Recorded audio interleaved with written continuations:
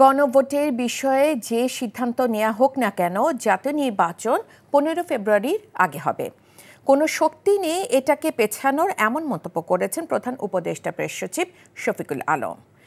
দুপুরে নোয়াখালী বিজ্ঞান ও প্রযুক্তি বিশ্ববিদ্যালয়ে জুলাই কন্যা ফাউন্ডেশন আয়োজিত একটি অনুষ্ঠানে সমাপনী ও পুরস্কার বিতরণী শেষে সাংবাদিকদের তিনি এসব কথা বলেন।